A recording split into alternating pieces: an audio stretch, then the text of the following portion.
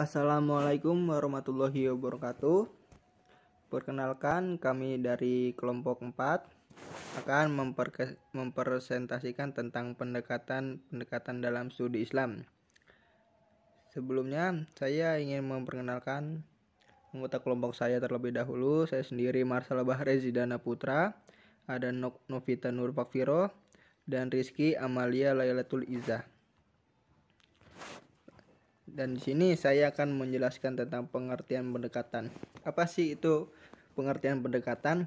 Pendekatan adalah suatu cara kerja untuk memudahkan pendidik agar peserta didik mampu mencapai tujuan yang telah ditentukan. Pendekatan adalah cara pandang atau paradigma yang terdapat dalam suatu bidang ilmu yang selanjutnya digunakan dalam memahami agama. Pendekatan studi Islam adalah suatu cara kerja untuk memudahkan seseorang mengetahui dan mendalami Islam secara luas dan menyeluruh agar tidak muncul pola pikir yang dangkal. Selanjutnya itu ada pendekatan antropologis. Antropologis adalah suatu cabang ilmu yang peduli dengan upaya mendokumentasikan hubungan-hubungan sosial dan pola-pola budaya di tempat-tempat tertentu, dan mengembangkan lebih dari teori-teori tentang keserupaan dan perbedaan-perbedaan dalam kehidupan manusia. Dalam konteks studi Islam dan masyarakat Muslim, karya-karya etnografi yang merupakan tipikal dari karya para antropologis bertujuan untuk menunjukkan bagaimana Islam telah dipribumikan, bagaimana tradisi-tradisi dominan dan lebih menonjol praktikan. Selanjutnya itu ada sejarah pendekatan antropologis. Sejak 1980-an, seorang postmodernis ini telah mempromosikan agenda-agenda yang lebih kosmopolitan bagi budaya yang ditulis.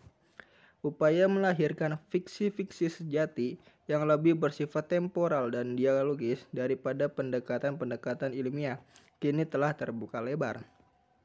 Etnografi baru juga mencerminkan antropologi sebagai kritik atas penyajian yang sederhana mengenai orang lain yang dipandang eksotik dalam kacamata wacana barat yang hegemonik. Dalam konflik dan krisis lokal global saat ini, di mana Islamofobia dan kontestasi klaim-klaim Muslim atas nama Islam sering muncul, maka agenda-agenda antropologi dan etnografi memiliki kontribusi penting untuk membuat studi Islam diterima lebih luas. Beberapa pakar menginginkan agar muncul suatu bidang baru studi Islam dan Muslim yang dikaji melalui pendekatan etnografi dan sosiologi sebagaimana kajian studi Islam yang berbasis pada teks. Selama ini, studi Islam ini di sebagian universitas barat yang mengajarkan semua aspek keislaman disampaikan di bawah sosiologi atau antropologi, sejarah atau metodologi ilmiah modern. Selanjutnya itu ada pendekatan antropologis dan aplikasi dalam studi Islam. Pendekatan antropologis dalam memahami agama dapat diartikan sebagai salah satu upaya memahami agama dengan cara melihat wujud praktik keagamaan yang tumbuh dan berkembang dalam masyarakat. Melalui pendekatan ini, agama nampak akrab dan dekat dengan masalah-masalah yang dihadapi manusia dan berupaya menjelaskan dan memberikan jawabannya.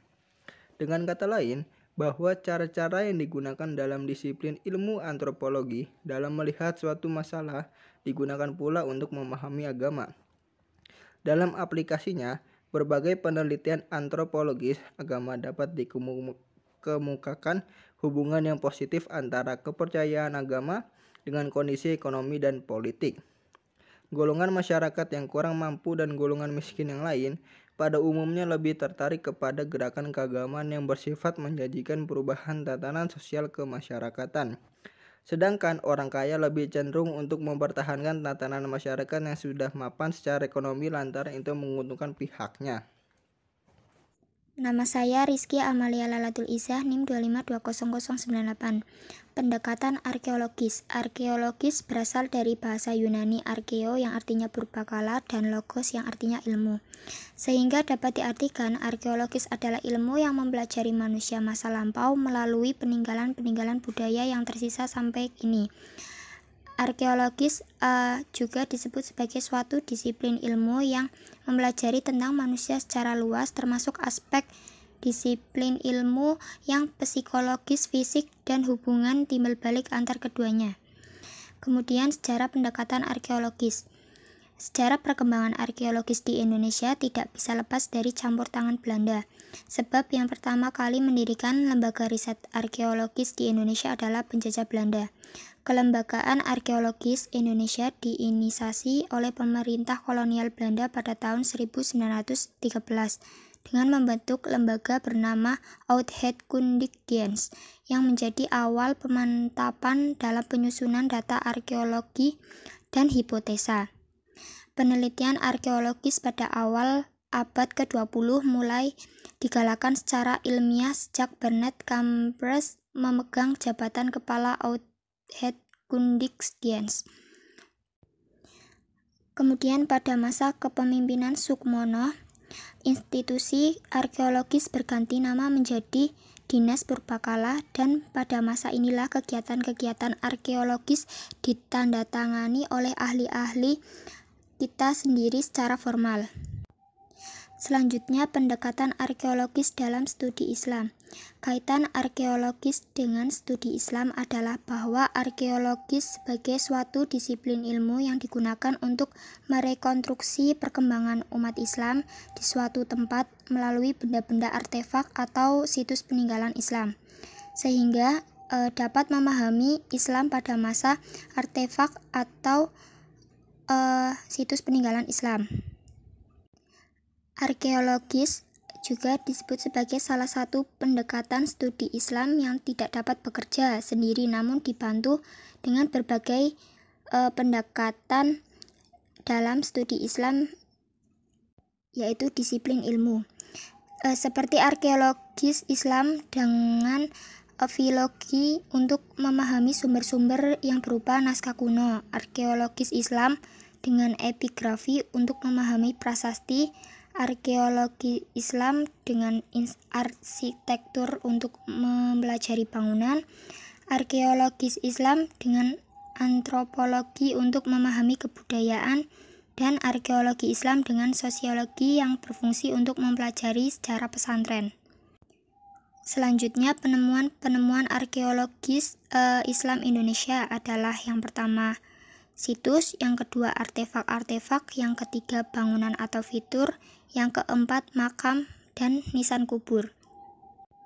Selanjutnya, pendekatan fenomenologis adalah metode untuk memahami agama seseorang yang termasuk ke dalam usaha sebagian dalam mengkaji pilihan dan komitmen mereka secara netral sebagai persiapan untuk melakukan rekonstruksi pengalaman orang lain. Kedua, konstruksi skema taksonomik untuk mengklarifikasi fenomena dibenturkan dengan batas-batas budaya dan kelompok religius. Secara umum, pendekatan ini hanya menangkap sisi pengalaman keagamaan dan kesamaan reaksi keberagaman semua manusia secara sama, tanpa memperhatikan dimensi ruang dan waktu dan perbedaan budaya masyarakat. Arah dari pendekatan fenomenologis adalah memberikan penjelasan makna secara jelas tentang apa yang disebutkan dengan perilaku keagamaan. Saya Novita Normavero, NIM 2520070. Sejarah pendekatan fenomenologis. Sekitar abad 15 dan 16 Masehi, di Eropa telah terjadi suatu perubahan terbesar dalam perspektif manusia tentang dirinya. Hal ini dikarenakan di abad pertengahan, manusia memandang segala hal dari sudut pandang ketuhanan. Kaitannya dengan Tuhan yang menciptakan, mengarahkan, mempertahankan, serta penyelamat manusia dan seluruh alam raya. Selanjutnya munculnya modernitas mengubah paradigma berpikir ini. Bahkan peralihan tersebut pada satu keadaan bersifat dekonstruktif. Reformasi abad 16 yang menolak banyak klaim gereja serta dasar-dasar ateisme yang dirumuskan oleh filsuf era itu. Hal ini yang mengantarkan peradaban Eropa menuju masa pencerahan. Selanjutnya, secara harfiah, istilah fenomenologi berasal dari bahasa Yunani, yaitu pahainomenon, yang memiliki arti gejala atau apa yang menampakkan diri pada kesadaran kita. Dalam hal ini, fenomenologi merupakan sebuah pendekatan filsafat yang berpusat pada analisis terhadap gejala yang membanjiri kesadaran manusia. Dengan demikian, secara operasional, fenomenologi agama menerapkan metodologi ilmiah dalam meneliti fakta yang religius yang bersifat subjektif seperti pikiran, perasaan, ide, emosi, maksud, pengalaman, dan apa saja dari seseorang yang diungkapkan dalam tindakan luar. Oleh sebab itu, perlu kiranya dalam operasionalnya pendekatan fenomenologi membutuhkan perangkat lain seperti sejarah, filologi, arkeologi, psikologi, sosiologi, antropologi, dan lain sebagainya. Kemudian yang keempat, pendekatan psikologis. Psikologis adalah sebuah istilah yang dipergunakan untuk merujuk bentukan halus dalam diri manusia yang tidak terlihat dan hanya dapat dirasakan. Sesuatu yang tidak tampak itu menimbulkan kesulitan tersendiri dalam memberikan definisi yang tepat. Secara bahasa, psikologi berasal dari bahasa Inggris psychology yang berasal dari bahasa Yunani psyche yang artinya jiwa dan logos yang berarti ilmu pengetahuan. Merujuk pada pengertian tersebut, maka psikologi dapat diartikan sebagai ilmu yang mempelajari tentang jiwa, baik mengenai macam-macam gejalanya, prosesnya maupun latar belakangnya, dan secara singkat disebut sebagai ilmu jiwa. Kajian psikologis terhadap pendekatan studi Islam tidak bertujuan untuk menemukan atau mempertahankan keimanan atas kebenaran suatu konsep atau ajaran tertentu, melainkan mengkaji dan menelitinya secara ilmiah, dan memungkinkan untuk mengembangkan pemikiran yang rasional, serta sangat besar peluang kompromi untuk ditolak, diterima, maupun dipercaya kebenarannya. Kajian dengan pendekatan semacam ini banyak dilakukan oleh para orientalis atau Islamis yang memposisikan dirinya sebagai outsider pengkaji Islam dari luar dan insider pengkaji dari kalangan Muslim dalam studi keislaman kontemporer. Kemudian perkembangan historis pendekatan psikologis. Belum terdapat pengetahuan dan sumber referensi yang akurat untuk mengetahui secara pasti kapan agama diteliti secara psikologis. Walaupun demikian, jika kita melihat secara lebih detail, maka dalam aturan ajaran agama itu sendiri telah terkandung banyak tuntunan psikologis dari agama itu sendiri kepada pemeluknya. Sebagai contoh misalnya, konsep kabar gembira versus azab yang pedih dalam Al-Quran merupakan motivasi psikologis manusia untuk selalu mengikuti aturan agama Islam. Konsep yang ditawarkan dalam dataran psikologis dalam kitab Al-Quran tersebut secara langsung akan berpengaruh terhadap jiwa pemeluknya. Selain itu, guna menanamkan ketenangan terhadap jiwa pemeluknya, Al-Quran menawarkan konsep hidup yang masyarakat dan masih banyak lagi yang secara psikologis akan memperkuat keyakinan pemeluknya terhadap agama ini. Yang terakhir, pengaplikasian pendekatan psikologis dalam kehidupan sehari-hari. Pendekatan studi Islam melalui aspek psikologis merupakan upaya manusia dalam rangka menggali dan memperoleh pemahaman yang mendalam dari sisi ilmiah dalam dimensi batin keagamaan. Manusia memperoleh kedalaman dalam beragama melalui berbagai pengalaman spiritual yang erat kaitannya dengan ranah psikologisnya, dan esensi pengalaman keagamaan itu benar-benar ada, dan bahwa dengan suatu esensi pengalaman tersebut dapat diketahui, dimaknai, dan tentunya dihayati. Pengetahuan, pemaknaan, dan penghayatan tersebut diharapkan mampu memberikan pemenuhan terhadap ekspektasi manusia berupa kemapanan psikis, kebutuhan manusia yang bersifat psikis yang alami diantaranya yaitu dorongan beragama, sebab jiwa manusia merasakan suatu dorongannya untuk meneliti dan berpikir guna mengetahui penciptanya dan pencipta alam semesta. Dalam hal ini, manusia mencari Tuhannya didorong oleh naluri manusia untuk beribadah, meminta pertolongan dan berlindung kepadanya ketika tertimpa musibah dan kesulitan hidup.